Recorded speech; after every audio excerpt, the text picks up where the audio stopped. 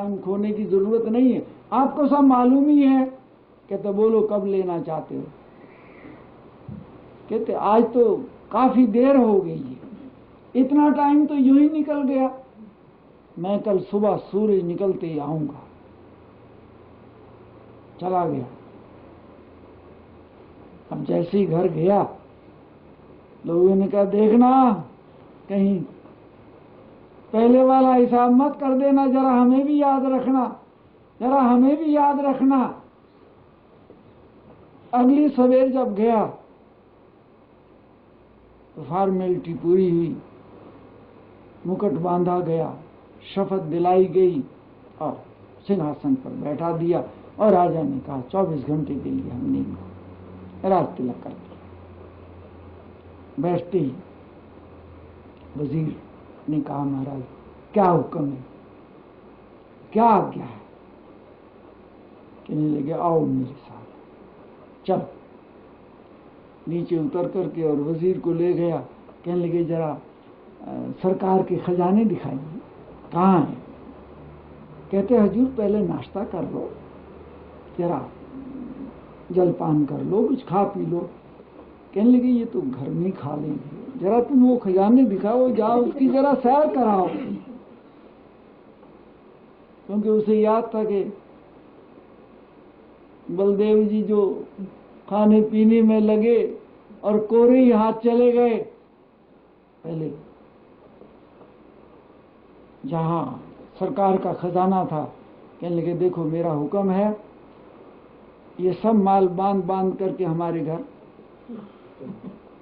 भेज दो, बांधो इसे, जितना ढो सकते हो बांधो इसे। और खड़े हो गए। वजीर ने जाकर के राजा से कहा महाराज ये तो सब माल ढुलाई करने में लगे हैं, ना खाते हैं, ना चाय है, ना रोटी है, ना किसी की तरफ देखते हैं, कुछ नहीं। हमने सब कोशिश कर ली, ये तो आंख ही नहीं उठाते, खड़े हैं वही। जैसे सख्त ठेकेदार मजदूर के पास आकर के, मजदूरों के पास आकर के खड़े हो जाते हैं कि कहीं मिलने वाले से कोई जरा बात ना करे। ये तो ऐसा ठेकेदार है, खड़ा हुआ है, कहता सब डालो, सब बांधो, सब ले जाओ। सारा दिन ढुलाई होते रहे। उसने कहा कल को तो इन्होंने निकाल ही देना है, कल की क्या बात है, अभी सूरज थोड़ा बाकी रहता है। उसने कहा महाराज जी ये लो अपने कपड़े और हाथी मंगाओ, बस आप सम्मान से मुझे मेरे घर पहुंचा दीजिए, इतना ही बहुत है।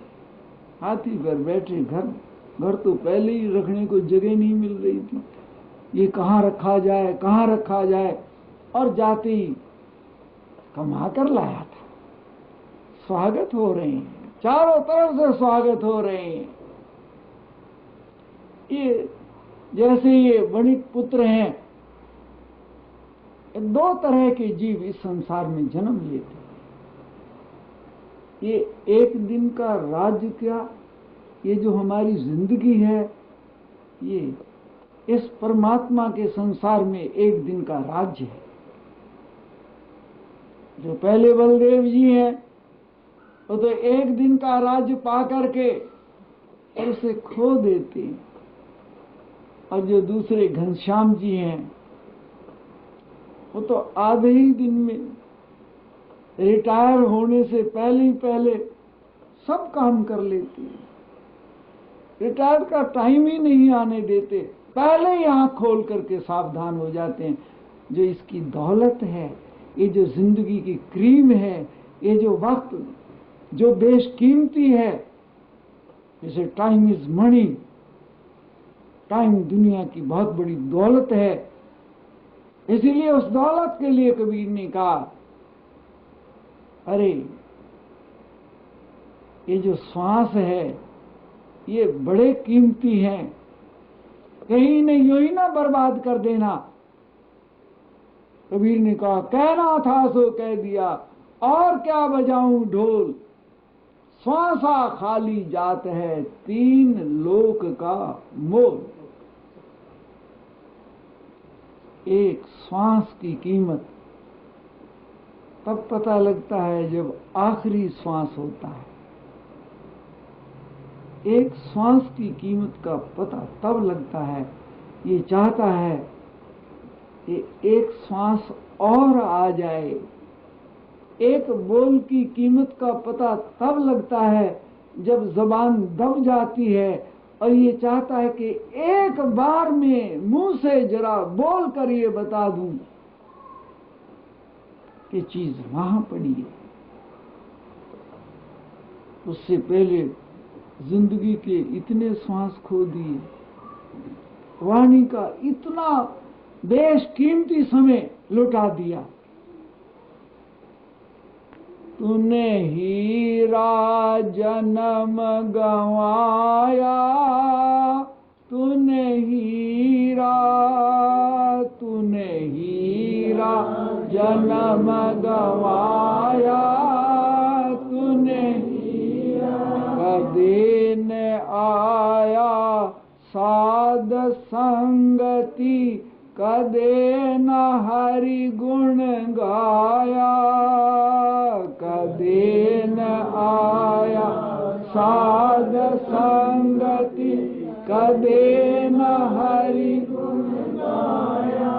पच पच मरा बैल की नाई, पच पच मरा बैल की नाई, सोए गया उठ ध्याया, तूने हीरा जन्म गंवाया, तूने हीरा जन्म गंवाया, तूने ये संसार माया का लोभी, ममता महल चुनाया। ये संसार माया का लोभी, ममता महल चुनाया। ये संसार माया का लोभी, ममता महल चुनाया। ये संसार माया का लोभी, ममता महल चुनाया। कहत कबीर सुनो भाई साधो, कहत कबीर सुनो भाई साधो, हाथ कछु भी नहीं आया, तूने हीरा जन्म गंवाया, तूने हीरा। आदमी ने हीरे जैसा अनमोल जन्म, सावधान, न हर छोड़ो, न जग छोड़ो, न हर भूलो, कर्म कर जिंदगानी में, रहो दुनिया में यूं जैसे कमल रहता है पानी में। कमाओ लेकिन परमात्मा को मत भूलो, तनाव में मत जाओ। जो चीज तुम्हारे चाहने से तुम्हारे हाथ में नहीं आ रही है, ख्याल छोड़ दो। सोचो प्रारब्ध का यही भोग है, परमात्मा की यही इच्छा है। तनाव में जीना नहीं है। योग इसे ही कहते हैं, राजी हैं हम उसी में जिसमें तेरी रजा है। सारी जिंदगी आदमी की इस बात में लगी रहती है, जो मैं चाहता हूं वही हो, जो मैं चाहता हूं वही हो, मेरी बात सब माने, जो मैं चाहता हूं वही हो। और ये इतना तनाव को जन्म देती है, इतने तनाव को जन्म देती है। आदमी अपना शरीर भी खो लेता है, होश हवास भी खो देता है, नींद भूख भी खो देता है। उसे ये मालूम नहीं है संसार तूने नहीं बनाया, संसार तू नहीं चला रहा है, संसार पर तेरा कंट्रोल नहीं है। तेरा कंट्रोल तो तेरे शरीर पर नहीं है। क्या तू चाह रहा है? जरा तनाव रहित होकर के भगवान के चरणों में जरा अपने आप को समर्पण करके तो देख। डोरी छोड़ के तू देख एक बार, डोरी छोड़कर जरा देख तो सही एक बार। तनाव में जीना मनुष्य की जिंदगी को खोना है और कुछ भी नहीं। इसमें कुछ भी तनाव से कुछ भी हासिल होने वाला नहीं है। हासिल हो तो तनाव बहुत अच्छा है, तनाव से कुछ हासिल होने वाला नहीं। हासिल किस चीज से होता है? शरीर को ढीला कर तनाव रहित करो।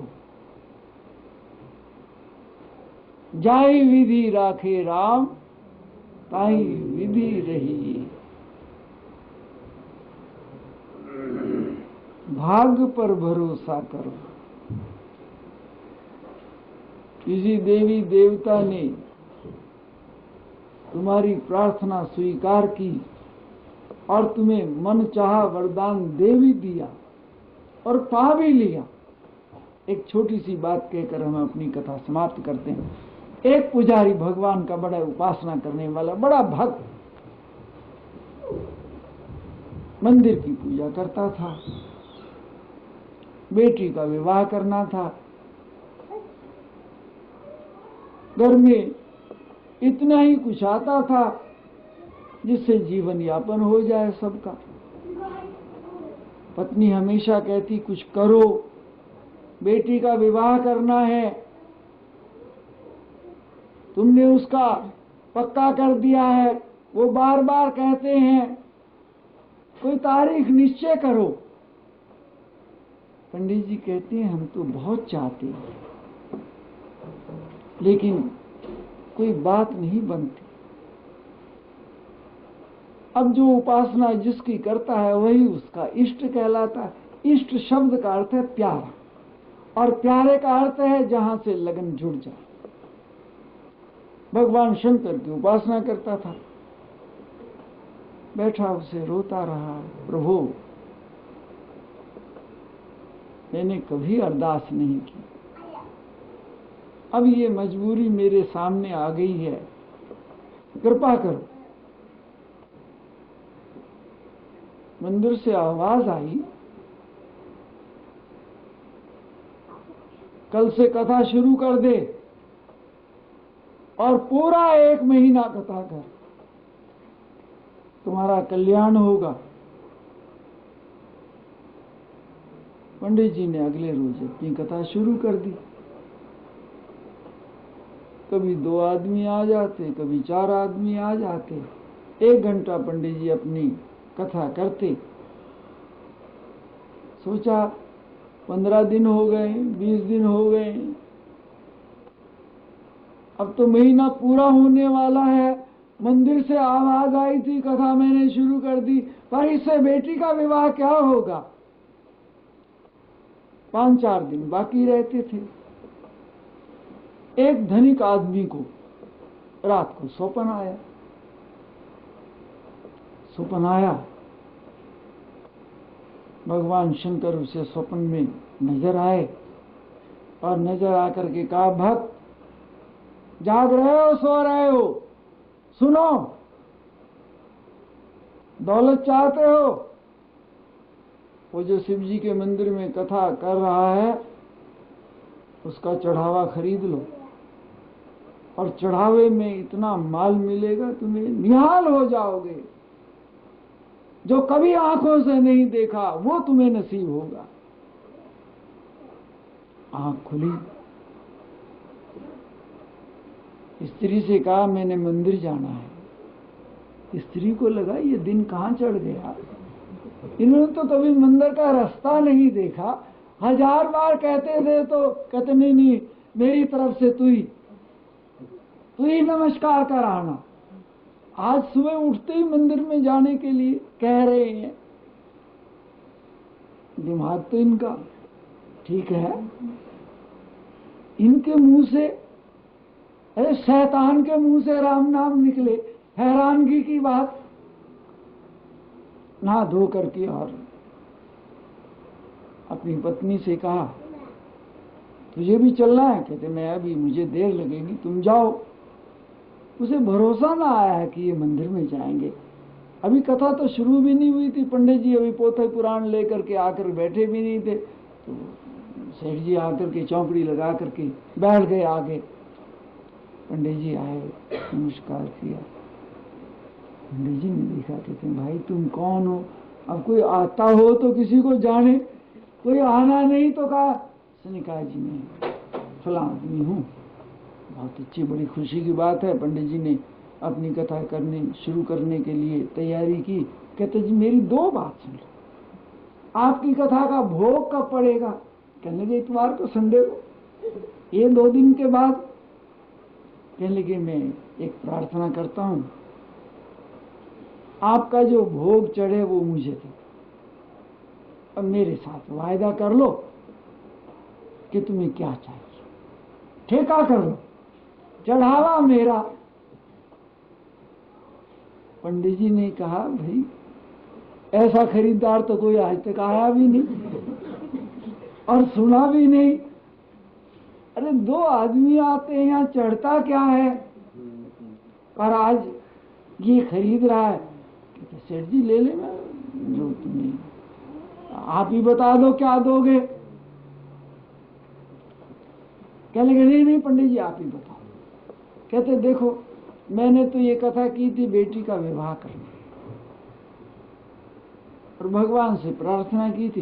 कहने लगे पंडित जी क्या लगेगा तुम्हारी बेटी के विवाह में? पंडित जी ने कहा 5000 रुपये में हमारे गरीबों का विवाह हो जाएगा। वो कहते हैं पक्का 5000 रुपये हम तुम्हें देंगे, भोग हमें। और सेठ जी तो कहा कि कहीं ये मुकर ना जाए। घर गए और जाकर 5000 रुपये निकाल करके और पंडित जी से कहा लो पंडित जी ये मैंने वायदा पूरा कर दिया, जो भोग चढ़े सो मेरा। पंडित जी ने कहा बिल्कुल ठीक है, आप जैसा ईमानदार आदमी तो हमने देखा ही नहीं, पहले ही पूरा कर दिया है।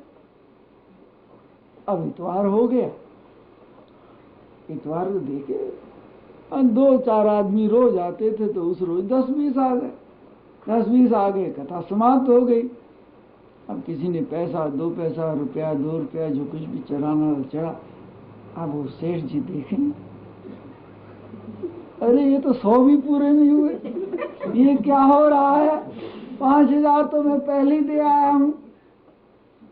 अब वो तो दिल धड़के गए, लेकिन करे क्या? तीर हाथ से निकल गया था, जो कुछ भी था उठाया नहीं, गुस्से में आ गए। कहते हैं सारी दुनिया धोखा करती है, लेकिन भगवान ने मेरे साथ धोखा दिया। खुद आकर दर्शन दिए, खुद आकर के दर्शन दिए और ये हाल। क्रोध चढ़ा, जाकर के घर लेट गया। स्त्री ने कहा क्या बात हुई? कुछ नहीं, बोला नहीं, गुस्सा भरा हुआ था, ना कुछ खाया ना कुछ पिया। रात को बेचैनी, तनाव, गुस्सा आ रहा था भगवान शंकर पर। उसे एक बात सूझी, कहने लगी भगवान शंकर ने मेरे साथ बहुत धोखा किया। गए भगवान शंकर के मंदिर, जाकर के गुस्से में आग बबूला हो रहे थे। भगवान शंकर की पिंडी, गुस्से में आके इन्हें लात मारी, जोर से जो लात मारी वो लात वहीं फंस गई, चिपक गई।